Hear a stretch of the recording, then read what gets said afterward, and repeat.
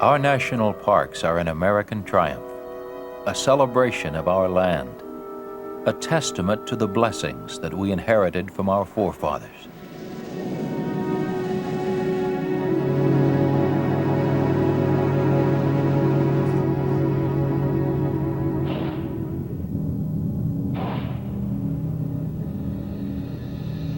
We, the American people, have chosen 50 of our most precious, most irreplaceable, most unique areas and set them aside as preserves, keeping these wild and beautiful places in trust for the future.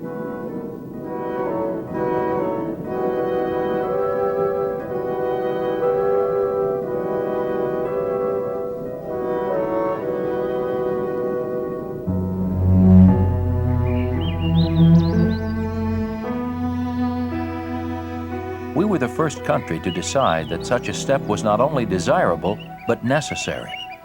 And the American park system is the largest and most varied in the world.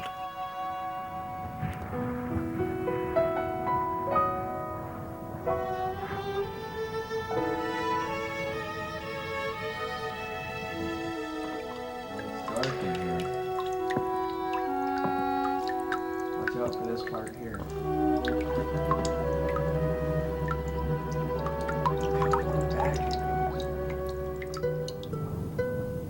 Wind and water etch magnificent monuments from solid rock.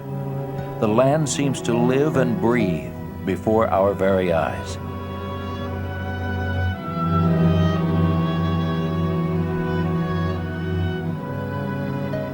Fascinated, we can contemplate either the differences or the similarities between a rampant forest of sandstone spires and the lush, verdant growth of a rainforest.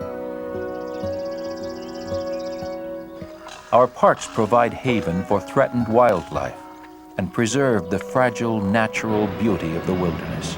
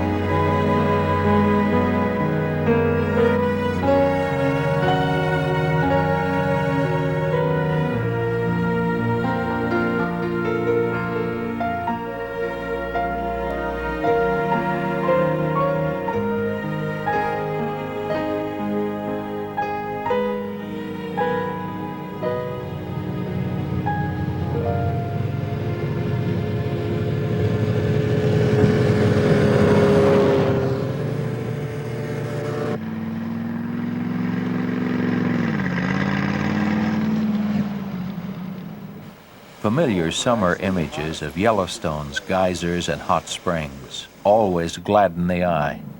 But few realize that in winter, Yellowstone takes on a frosted majesty of unparalleled splendor.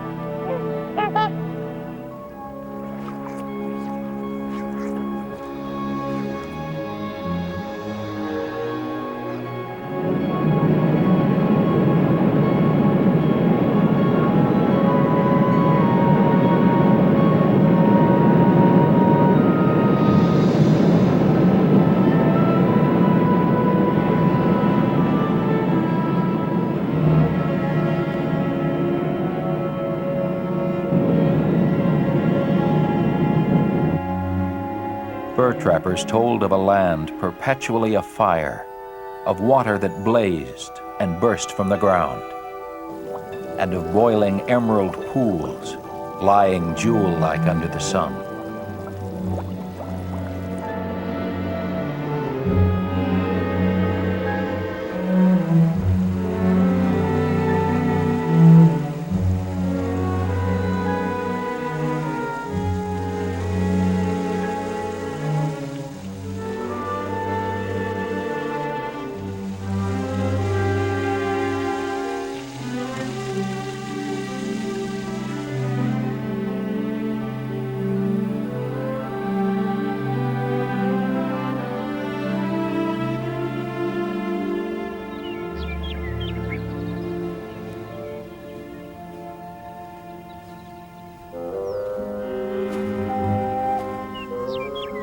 They told of nature's children running free, a land of great bears, and limitless herds of elk and bison.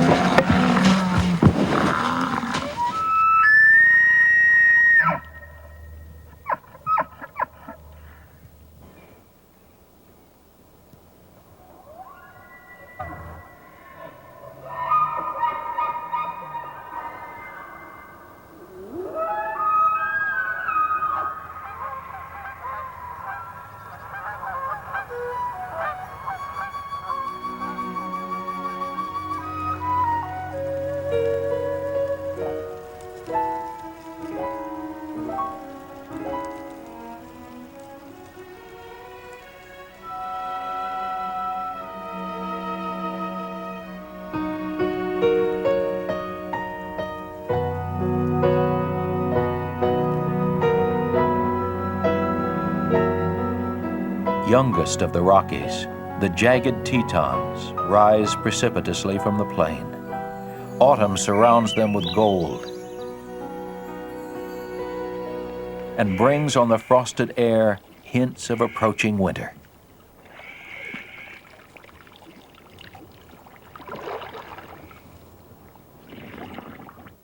In the valley below, moose and elk can only wait for the impending onslaught of snow.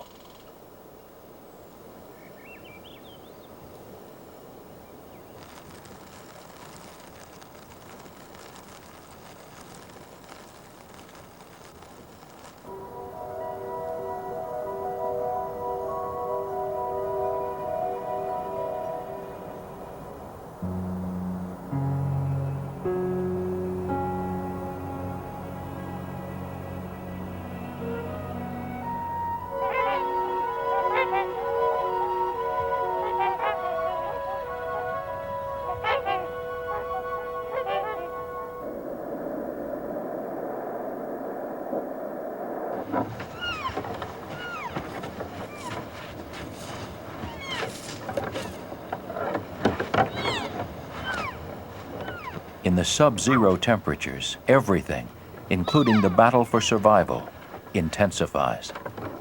The beauty of winter sometimes masks the harsh reality of an implacable nature.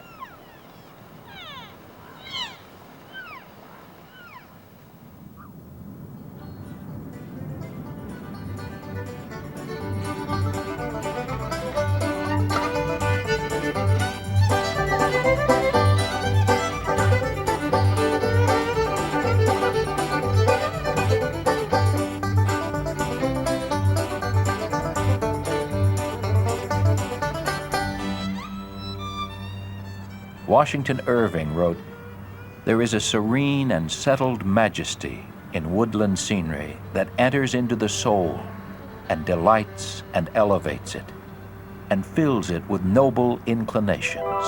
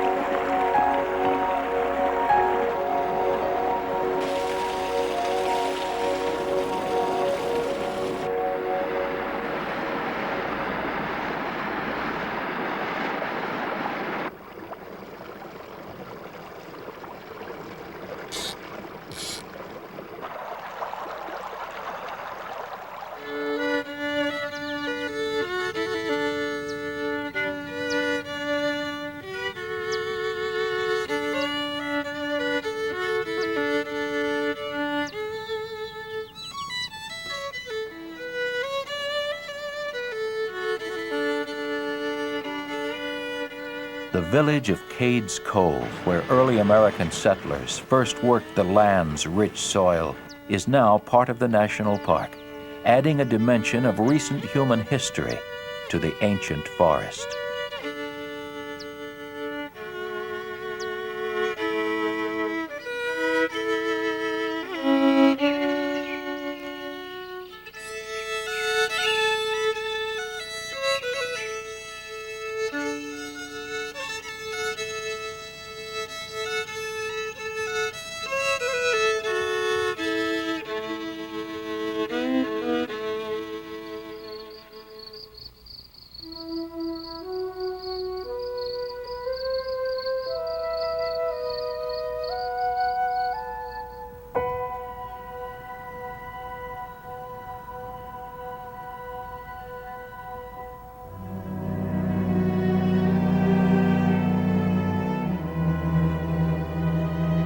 Freeman Tilden, in his book The National Parks, wrote, "As you journey through Glacier, your impression will be of mountains that are on the march. The transition from the rock fastnesses of the Continental Divide to the limpid and tree-fringed glacial waters will remain always in your memory." Spring in the high reaches of Glacier is a time of melting snow catching the rays of the warming sun.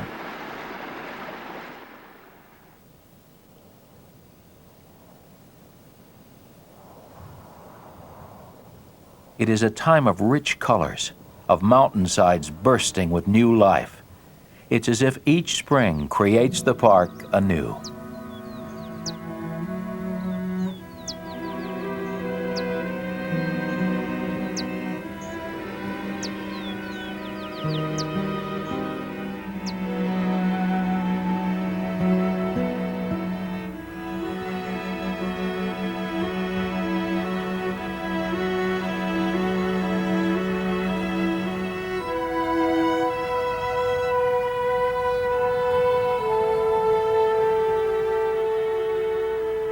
Canada's Waterton Lakes Park joined Glacier to form an international peace park, a unique bond of friendship between two countries.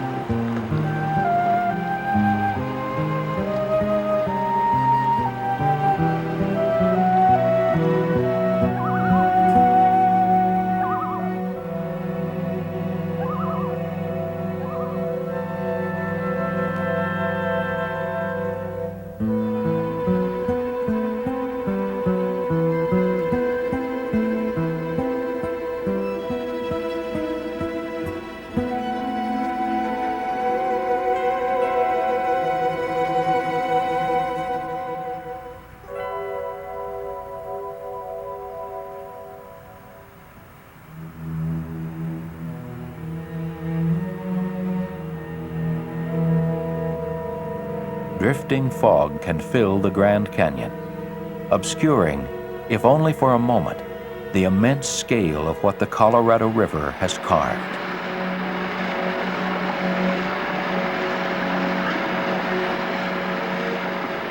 The power of the rushing water can only be appreciated by looking in awe at its handiwork, following the course of the river as it plunges down through the precipitous cliffs it has created.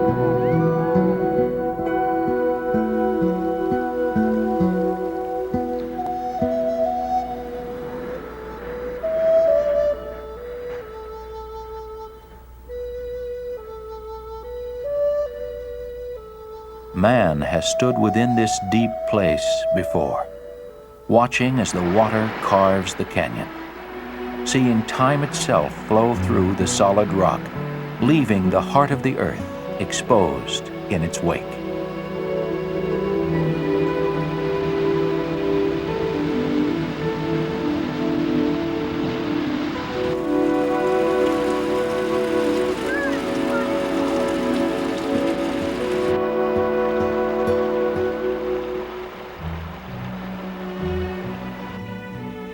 John Wesley Powell, making the first known run through the Grand Canyon, wrote in his journal, "Turning around, we can look through the cleft through which we came and see the river with towering walls beyond. What a chamber for a resting place is this!"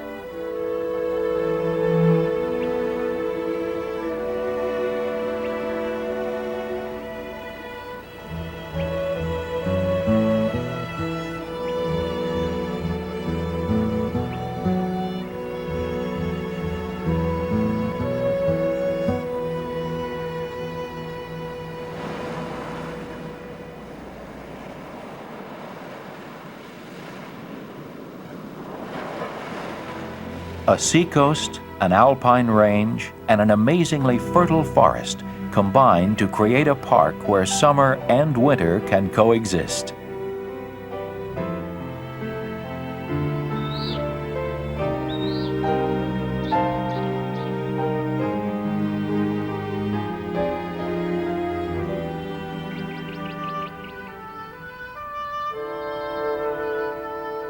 Snow high above, virtual jungle below.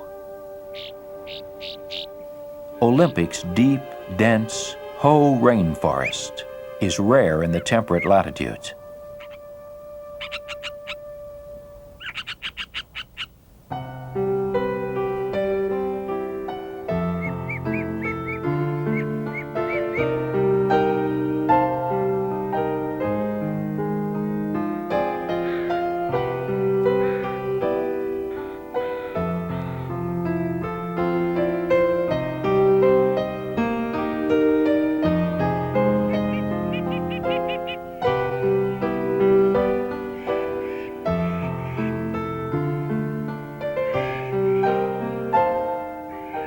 Where the rain falls, there is paradise. Where the land stands free before the rain, the land will blossom, opening its many eyes to find the sun. The rain will find its way down through the wilderness, filling valleys with life as it resolutely makes its way back to the sea.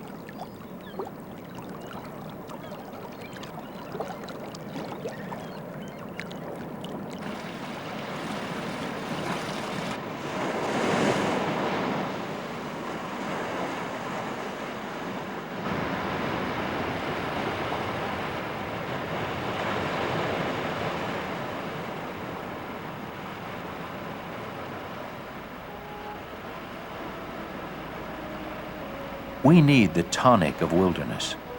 While we seek to know all things, we need all things to be unknowable, air and land and sea.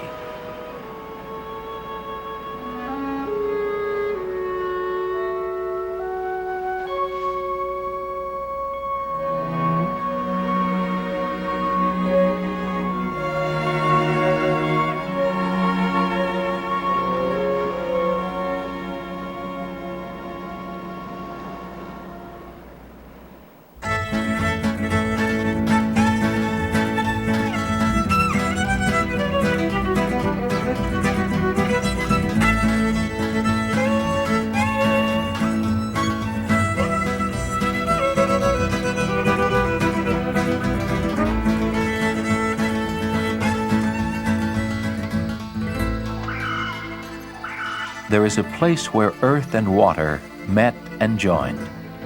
A place that could not make up its mind whether to become land or sea, so it became both.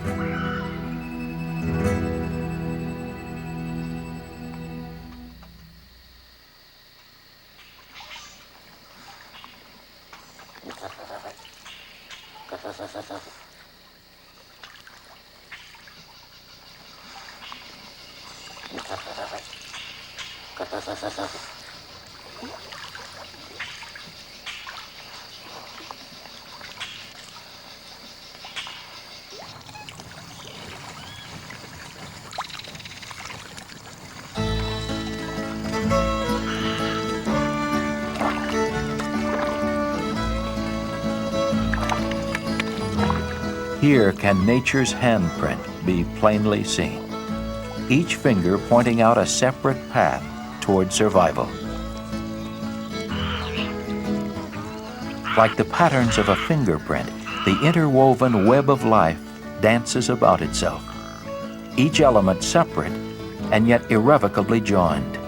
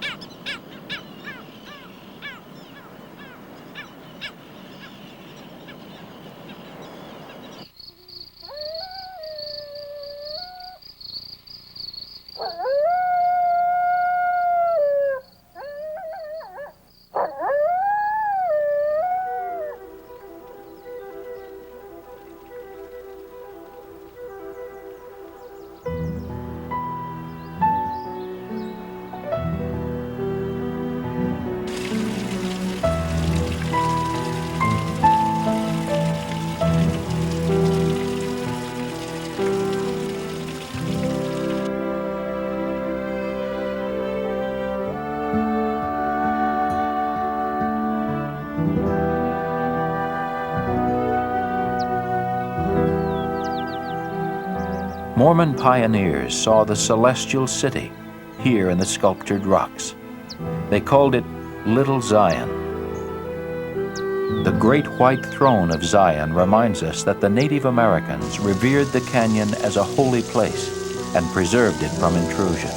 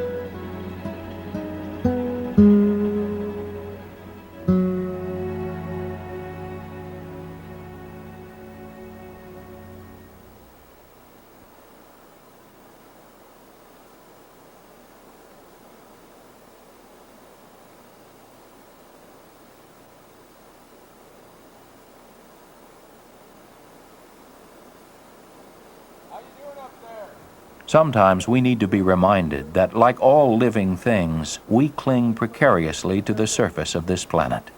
We do not own this earth, we share it.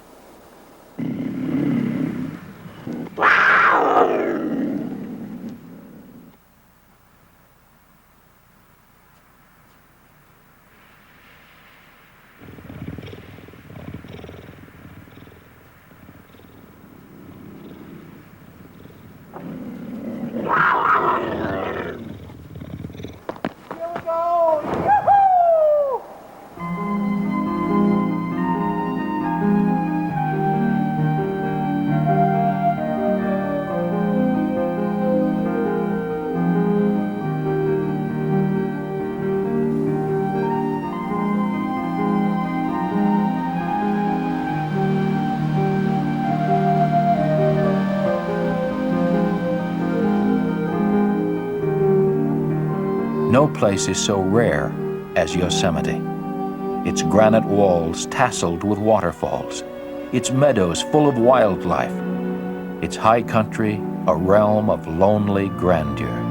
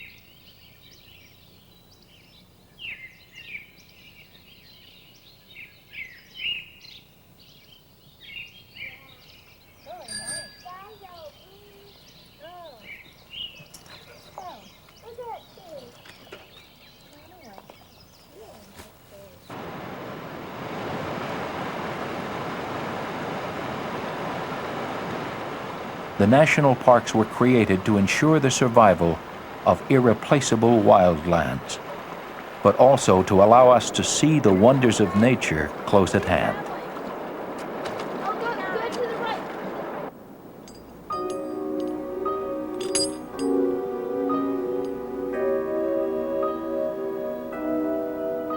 By living for a moment in the midst of these wonders, we will find ourselves all the more eager to preserve them, so that they can continue as they are, haven for both nature and ourselves.